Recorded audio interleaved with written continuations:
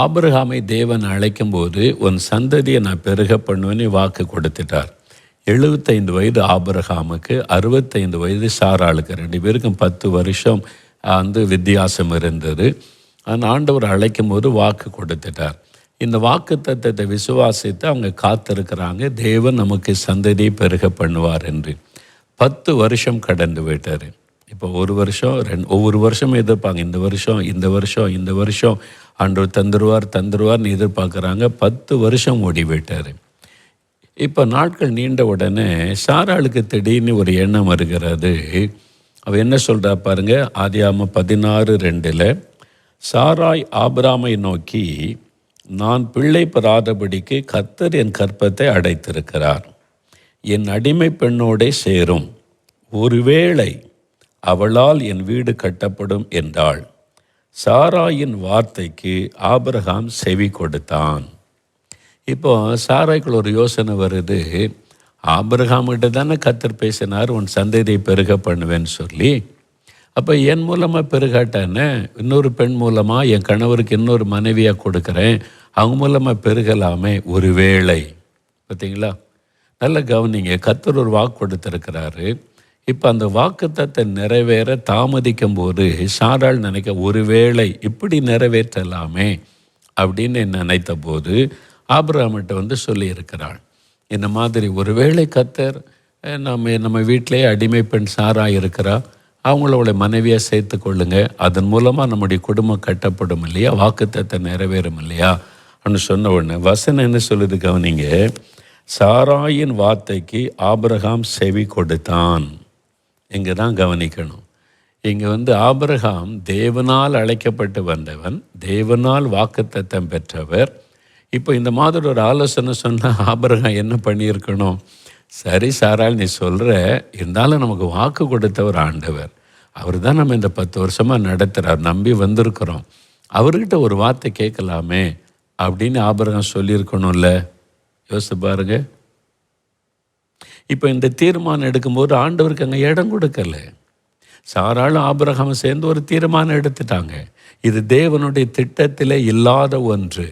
ஒருவேளை நான் நினைக்கிறேன் 10 வருஷம் வெயிட் பண்ணிட்டாங்க, 11வது வருஷம் தேவன் ஈசாக்கை கொடுத்து திட்டம் வைத்திருந்திருக்கலாம். இப்போ இவங்களுடைய தவறான முடிவுனால தேவனுடைய வாக்குத்தத்தம் தாமதமாகிறது, பிரச்சனை வருது பாருங்க. இப்போ சாராளுடைய வார்த்தைக்கு ஆபிரகாம் செவி கொடுத்துட்டார். இப்போ தேவன் பார்க்குறாரு, நான் இவனை நம்பி அழைத்து கொண்டு இந்த வாக்கு கொடுத்தா இவன் என்கிட்ட ஒரு ஆலோசனை கேட்காம சாரா சொல்கிறபடி செஞ்சு கொண்டிருக்கிறானே, விட்டுட்டார் ஆண்டவர். பாருங்கள், சாராய் அந்த ஆகாரை மனைவியை ஏற்றுக்கொண்டு ஒரு குழந்தை பிறக்கிறாரு. இப்போ அடுத்து என்ன நடக்குது பாருங்களேன். அவளுக்கு ஒரு குழந்தை பிறந்த உடனே அவள் தன் நாச்சியாரை அற்பமாக எண்ணினாள் என்று 4ஆம் வசனத்தின் பின்பகுதி சொல்லுது. இப்போ 5ஆம் வசனம் பாருங்கள், ஆதியாகமம் 16:5 அப்பொழுது சாராய் ஆபிரகாமை நோக்கி, எனக்கு நேரிட்ட அநியாயம் உம்மேல் சுமரும். இவ்வளோ கடினமான வார்த்தை. ஒரு தேவனால் தெரிந்து கொள்ளப்பட்ட ஃபேமிலிக்குள்ளே ஒரு பெரிய டிஸ்பியூட் வருது.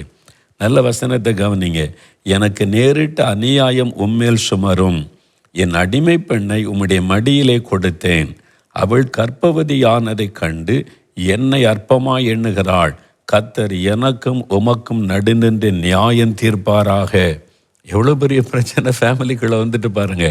கணவன் மனைவிக்குள்ள தேவனால் தெரிந்து கொள்ளப்பட்ட குடும்பம், தேவனால் ஆசீர்வதிக்கப்பட்ட அந்த குடும்பத்துக்குள்ள ஒரு பிரச்சனை. சாராள் கடினமான வார்த்தை சொல்கிறார், எனக்கு நேரிட்ட அநியாயம், இது ஒரு பெரிய அநியாயம், அடிமை பெண் என்ன அற்பமாக நினைக்கிறா, கர்த்தர் நியாயம் தீர்ப்பாராகன்னு சொல்கிறா. இதுக்கு காரணம் யாரு?